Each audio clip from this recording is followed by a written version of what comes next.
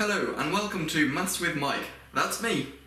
In this video we're going to look again at indices, but we're going to look at indices with fractions. And that's going to come in two parts. The first part is when the base is a fraction. For example, if we've got 1/3 to the power 2, remembering that the number here is the base and this number up here is the power, or the index. And then the second part will be when the power is a fraction. So if we've got something like 4 to the power of a half. So we're going to be looking at those sort of things, as well as combining the negatives, 4 to the power of minus a half, and things like that as we go along. When the base is a fraction, all we need to do is remember our normal rules of fractions. For example, if we've got 1/5 to the power of 2, all we need to remember is that this is 1/5, and the squared means, or the power 2, means times by itself. 1/5 times 1/5. If you remember our rules of fractions, we know that when we multiply, we just multiply straight across. 1 times 1 gives us 1, and 5 times 5 gives us 25. And that's how simple it is. So we can do 1/3 to the power 4, and that's just going to be 1/3 times 1/3 times 1/3 times 1/3. And again on the top, 1 times 1 times 1 times 1 gives us 1. 3 times 3 times 3 times 3 gives us 81. And that's how it is. Of course, if on the top, instead of a 1, we had a 2, 2/3 to the power 4, well, all of these would become 2's, like that. And we then have 2 times 2 times 2 times 2. 2 times 2 is 4, times 2, 8, times 2 is 16 to the power of 81. And it's fairly straightforward. The only real complication comes when we start looking at negative powers. If we've got 4/5 to the power of minus 2, for example, then we've got a slight problem, because what does this negative mean? Now, when we looked at negative powers in a previous video, we just realised that you just did 1 over the number. So, for example, 3 to the power of minus 2 was simply 1 over 3 squared. 3 squared is 9, giving you 1 over 9. That's all well and good, but how does that apply here? We can do the same thing here, we just have to learn how to interpret it.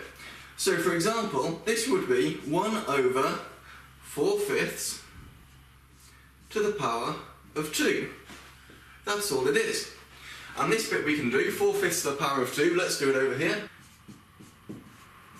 is just 4/5 times by itself, which will give you 4 times 4 is 16 over 5 times 5, 25. So this is just going to give us 1 over 16 over 25. Now we just have to go back and remember what the divide line actually means. Well, it's in the name, it's a divide. So that will just give us 1 divided by 16 over 25. And again, you just remember your rules of fractions. All you need to do here when you divide is flip the second fraction over, which would be 25 over 16, and then multiply.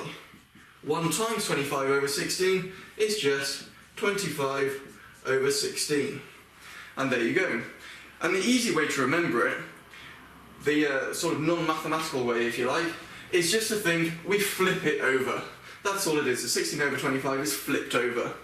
And actually it works in both ways. So I'm just going to work on this side of the board now. 4 over 5 to the power of minus 2. All I need to do is flip it over. That will give me 5 over 4, and that deals with the negative. 5 over 4 to the power 2. And that will give me 5 to the power 2 is 25, 4 to the power 2 is 16, and that's the answer. The same is down there. Quite straightforward. So now we're going to look at what happens when the power itself is a fraction. For example, what does 5 to the power of a half mean? Well, let's think about it. If I've got 5 to the power of a half, and I multiply that by 5 to the power of a half, well, the rules of indices say that when you multiply, and the base is the same, you just add the powers. Well, a half added to a half gives you 1. 5 to the power 1, which is just 5. So something times by itself gives me 5. Now, that makes me think of something else. What happens if I've got 16 to the power of a half times 16 to the power of a half? Because, again, half plus a half is going to give me 1, or just 16 at the end there, the base. So what number times by itself gives me 16? And if we think about it, we realise that it must be 4 times 4 gives us 16. And that's correct. So that must mean that this 16 to the power of a half must be equal to this 4 here. In other words, we can write 16 to the power of a half is 4. Okay, that's interesting. And if we do more of that sort of thing, let's look at if we do 100 to the power of a half times by 100 to the power of a half to give us 100 to the power 1, or just 100. Well, what number times by itself gives you 100? It must be 10 times 10 gives you 100. 10 multiplied by itself gives you 100. So that tells us that 100 to the power of a half must be equal to 10. So 100 to the power of a half is equal to 10. And if we do enough of these, we'll start to realise the pattern. 16, we do something to 16, we end up with 4. And we realise it must be the square root of 16 is 4. So a power of a half means the square root. So 5 to the power of a half must be the square root of 5. And that's what the power of a half means. That's all well and good. Now we look at what happens when you've got a different number than 2 on the bottom of that fraction. Let's say we've got 5 to the power of 1/3. Well, again, we'll do the similar sort of method. We'll do 5 to the power of 1/3, and we'll keep doing that until we've got 3 of them this time. 1/3 added to 1/3 added to 1/3 is equal to 1. 5 to the power 1, or just 5. So we're now looking at something multiplied by itself 3 times to give you the number 5.